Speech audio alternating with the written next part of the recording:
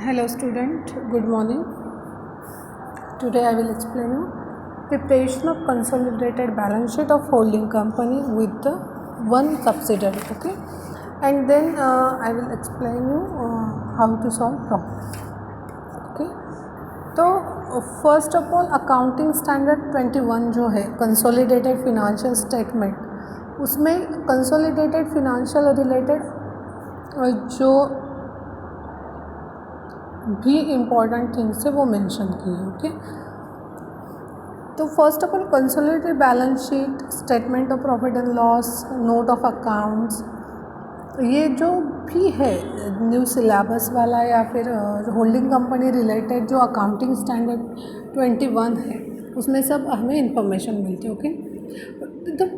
उसका पर्पस क्या है? The purpose of consolidated balance sheet and profit and loss account is to show the financial position and operating result of a group consisting of a holding company and one or more subsidiaries. The consolidated statement are reports of a notional or accounting entity which sorry subside on the view that the holding and subsidiary companies are to be treated as a one economic unit. The financial position and operating results reported through the consolidated statements are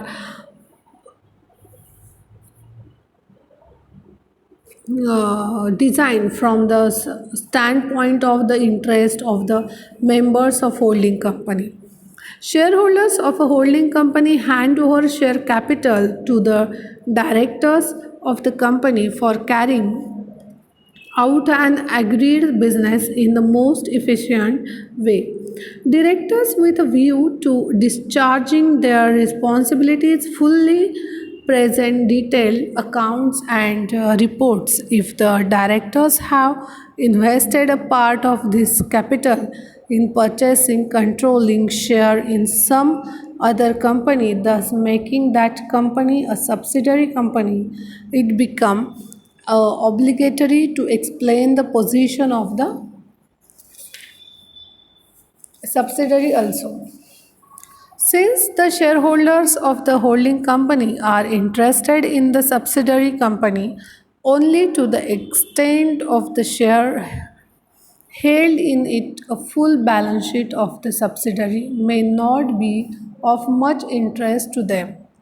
They are interested only to the extent they are entitled to the assets of subsidiary company.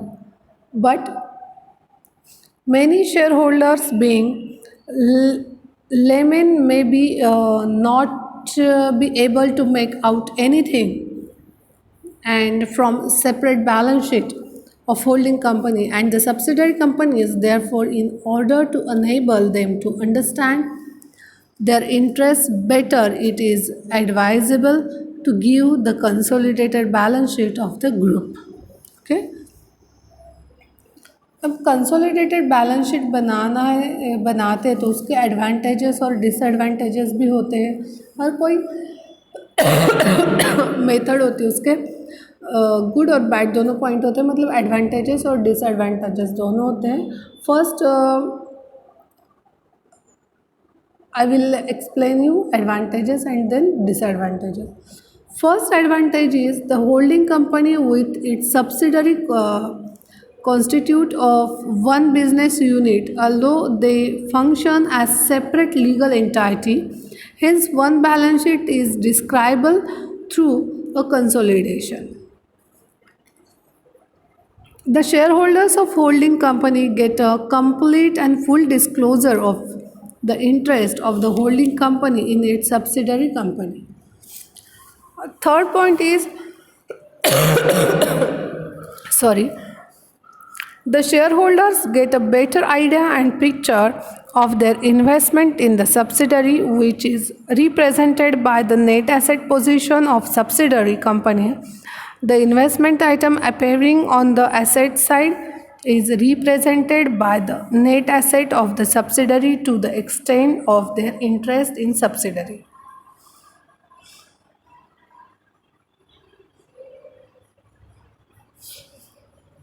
And next point is it helps in judging the efficiency and performance of the group as a whole. And last one is that it helps to understand the financial strength of the group as a one business unit. Okay, and the disadvantages is first one is aggregating the result of holding company and its subsidiary may conceal important information from the shareholders when the companies differ in respect to profitability, business risk, and growth potential. Then consolidation may mislead the shareholders if the activities of the subsidiary are very dissimilar from those of other companies within the group. Okay, then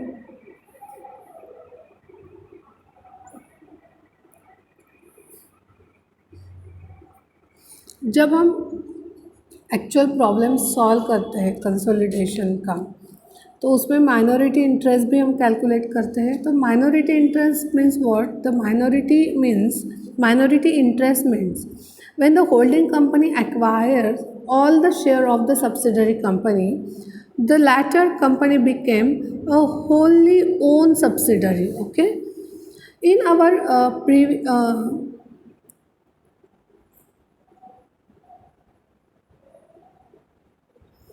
those shareholders who have minority share are referred to as minority shareholders. The interest of the minority shareholders known as minority interest. Okay, consolidated balance sheet can be prepared by simply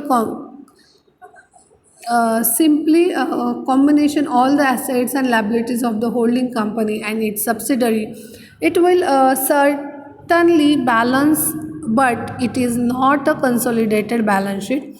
This is because the intercompany balances have first to be eliminated. The investment in subsidiary company by the holding company should cancel out the share capital of the subsidiary company.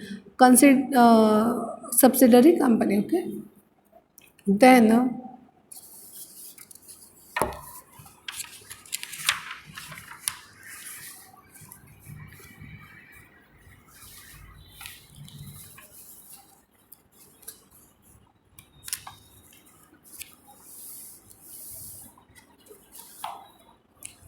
we start examples. Following example. Okay, preparation of consolidated balance sheet of a holding company with one subsidiary. Okay, screen पे आप लोग देख रहे हो example है. A Limited acquired 16,000 equity shares of B Limited. Okay, A ने क्या किया है? B के शेयर्स एक्वायर किए हैं of rupees 10 each. Okay, on 31st March 2020. Sorry, the summarized balance sheet of A Limited and B Limited as on that date were as under. Balance sheet as on 31st March 2020, liability side A and B Limited, asset side A and B Limited. आप screen पे देख सकते हो example. Share capital issued and subscribed and paid up में equity share of rupees 10 each. Capital amount है 5 lakh and 2 lakh A and B की. General reserve A का है 2,40,000, बी का है 1,20,000. Then profit and loss A का है 57,200 एंड बी का है 36,000. देन बैंक ओवरड्राफ्ट ए का है 80,000, B dash. Then bills payable है ए डैश, बी 8,400. ओके, उसमें including rupees 3,000 payable to A limited लिखा है. देन सन्ड्री क्रेडिटर ए के है 47,100 एंड बी के 9,000. ओके, देन एसेट साइड देखो, लैंड एंड बिल्डिंग है ए की 1,50,000, एंड बी की है 1,80,000। Then plant and machinery A की है 2,40,000 एंड बी की है 1,09,400। Investment in share B limited at cost, A limited में अमाउंट है 3,40,000, बी में डैश। स्टॉक ए का है 1,20,000 एंड बी का है 36,000। सन्ड्री डेटर्स ए के है 44,000 और बी के है 40,000। बिल्स रिसीवेबल, बिल्स रिसीवेबल ए के ब्रैकेट में इंक्लूडिंग 3,000 फ्रॉम बी लिमिटेड, ए के कॉलम में अमाउंट है 15,800। कैश एट बैंक ए की है 14,500 एंड बी की है 8,000। Okay, then you are supplied with the following information. First adjustment, the directors are advised that land and building of B Limited are undervalued by rupees 20,000 and plant and machinery of B Limited are overvalued by rupees 10,000. Their assets have to be adjusted accordingly. Second one is sundry creditors of A Limited include rupees 12,000 due to B Limited. Okay, and you are required to prepare the consolidated balance sheet as at 31st March 2020. Okay, अब इसमें क्या है, हमें balance sheet बताइए ए and B limited की, and then दो adjustment है, appreciation की एक है, डेप्रिसिएशन की एक है, और दूसरी जो है वो क्रेडिटर्स है, उसमें A limited creditors of A limited include 12,000 due to B limited. Okay, interowing adjustment इसे बोलते हैं, वो है। अब यहाँ पे जब हम होल्डिंग का प्रॉब्लम सॉल्व करते हैं, दैट टाइम फर्स्ट हमें क्या निकालना है, shares of A limited in B limited, मतलब जिस कंपनी ने शेयर्स एक्वायर किए वो भी बताना है और जिसके किए वो भी बताना है। देन हमें कैपिटल प्रॉफिट कैलकुलेट करना है, रेवेन्यू प्रॉफिट कैलकुलेट करना है, उसके बाद जो कैपिटल प्रॉफिट है वो ए लिमिटेड एंड माइनॉरिटी को डिस्ट्रीब्यूट करना है। देन माइनॉरिटी इंटरेस्ट हमें कैलकुलेट करना है और उसके बाद हम बैलेंस शीट बनाएंगे। ओके, तो फर्स्ट मैं आपको बताती हूँ, स्क्रीन पे देखो आप लोग, यहाँ पे देखो फर्स्ट जो है वो क्या है, A limited acquire equity shares of B limited. A limited ने क्या किया था, बी के शेयर्स एक्वायर किए थे। ओके, तो यहाँ पे जब हम share of A limited in B limited निकालते हैं तो हम पहले क्या करेंगे, share acquired by A limited ने कितने लिए थे और share issued by B limited, मतलब टोटल जो शेयर्स थे। अब देखो आप एग्जांपल में आप आपके फ़ोन पे जो एग्जांपल दिख रहा है वो देखो, ये सॉल्यूशन है, आप एग्जांपल देखो। तो यहाँ पे देखो बी लिमिटेड का 2 लाख अमाउंट शेयर कीमत, एक शेयर 10 रुपीज़ का था, मतलब 20 शेयर्स बी लिमिटेड के थे, और ए लिमिटेड ने एक्वायर कितने किए, 16,000। इशूड कितने हुए थे, 20,000 इशूड हुए थे। आप स्क्रीन पे देख रहे हो, यहाँ पे देखो ये जो 16,000 आपको दिखाई दे रहे हैं वो बताया गया है कि एक्वायर किया, और ये जो 20,000 हमने निकाले वो कैसे निकाले हैं, तो आप देख सकते हो जो बैलेंस शीट है हमारी, जो बैलेंस शीट है उसमें देखो share capital issued and subscribe करके बताया है, इक्विटी शेयर ऑफ ₹10 ईच, ऐसे बता के ए की अमाउंट है 5 लाख और बी की है 2 लाख। मतलब अगर 2 लाख अमाउंट है शेयर्स की तो शेयर्स के नंबर्स कितने होंगे, 2 लाख डिवाइडेड बाय 10 मतलब 20,000। जो यहाँ पे हमने दिखाए हैं कि share issued by B limited ने कितने किए थे, 20,000 किए थे, और ए ने कितने एक्वायर किए, 16,000। इसका मतलब जो भी शेयर ऑफ ए लिमिटेड का है इन बी लिमिटेड, वो 4/5 मतलब 4/5 है। ओके, देन हम कैलकुलेट करेंगे कैपिटल प्रॉफिट। अब कैपिटल प्रॉफिट में क्या क्या होगा, जनरल रेवेन्यू ऐड होगा, प्रॉफिट है तो प्रॉफिट ऐड होगा, लॉस है तो लेस होगा, अंडर वैल्यू ऐड होगी और ओवर वैल्यू मतलब लेस होता है। ओके वो सब अमाउंट मिला के हम कैपिटल प्रॉफिट कैलकुलेट करेंगे, और वो कैपिटल प्रॉफिट हम बाद में क्या करेंगे, ए लिमिटेड एंड माइनॉरिटी को हम डिवाइड कर देंगे। ओके, ये रूल है, माइनॉरिटी को तो हमें देना ही पड़ता है। ठीक है, तो अब कैपिटल प्रॉफिट में देखो, जनरल रिजर्व है 1,20,000, जनरल रिजर्व कितना है 1,20,000। अब जब हम ये सब करेंगे, मतलब जो भी हम एडजस्टमेंट कर रहे हैं या फिर जो भी प्रॉफिट एंड लॉस हो, जो भी अमाउंट ले रहे, तो ये हम बी लिमिटेड की करने वाले हैं, क्योंकि ए लिमिटेड ने बी को एक्वायर किए, बी लिमिटेड के शेयर्स एक्वायर किए इसलिए। देन प्रॉफिट एंड लॉस हो गया 36,000, under value land and building थी 20,000, और over value plant and machinery थे 10,000, मतलब 1,76,000 में से 10 माइनस हो गए, तो कैपिटल प्रॉफिट हमारा हो गया 1,66,000।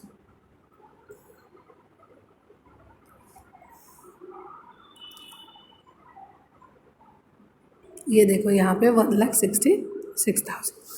देन ए लिमिटेड का शेयर्स देखो कितना है, हमने निकाला था पहले 4/5, और माइनॉरिटी का कितना 1/5, मतलब जो भी हमारा बेस होता है, कैसे बताओ आपको, जब 4/5 है तो माइनॉरिटी को हम कितने देंगे, 4 में इतना ऐड करना है कि उसकी टोटल 5 हो जाए, मतलब जो बेस को 5 है उतनी टोटल होनी चाहिए, इसलिए 4/5 और 1/5 ले लिया, तो ये 1,66,000 हम उसमें डिस्ट्रीब्यूट करेंगे। जो ए लिमिटेड का होगा उसे गुडविल बोल देंगे, और जो माइनॉरिटी को है उसको माइनॉरिटी इंटरेस्ट बोल देंगे। ठीक है,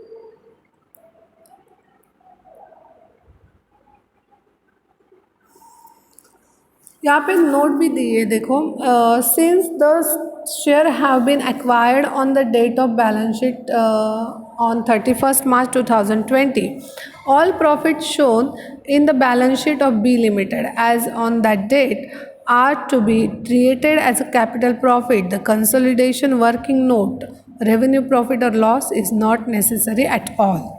Okay. सॉरी, इसलिए सिर्फ हमने क्या किया है,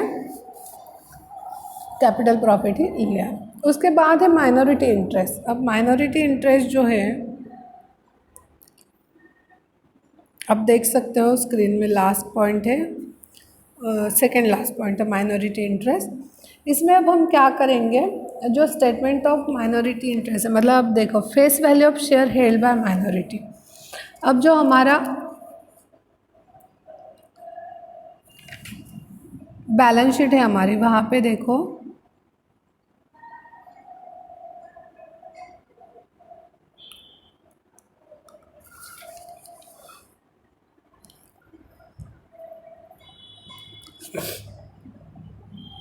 अब जो 20,000 हमने इशूड किए थे और 16,000 क्या हुआ था, ए ने एक्वायर किए थे। ओके, तो बचे कितने हैं, 20,000 माइनस 60,000 मतलब 4,000।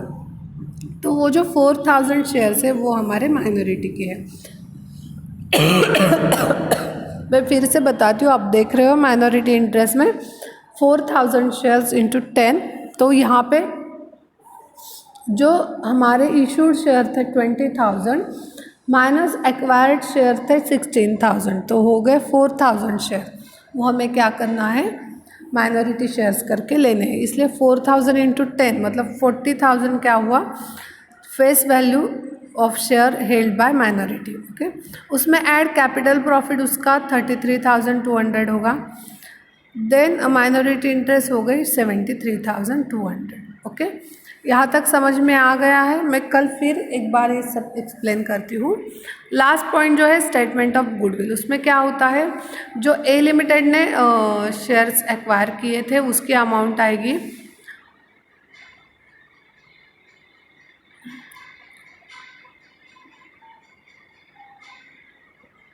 3,40,000 माइनस 1,60,000। एक्सेस अमाउंट पेड 1,80,000 है, less A limited shares in capital profit, वो भी लेस करेंगे और उसके बाद जो बचता है उसे गुडविल बोल देंगे। ठीक है, ये जो वर्किंग नोट है मैं कल फिर एक्सप्लेन करती हूँ, क्योंकि फर्स्ट ही प्रॉब्लम है तो आप लोगों को थोड़ा आसानी से नहीं होगा, आप लोगों को प्रैक्टिस करनी पड़ेगी, लेकिन उसके लिए समझना चाहिए, इसलिए मैं कल फिर से एक्सप्लेन करती हूँ। ओके।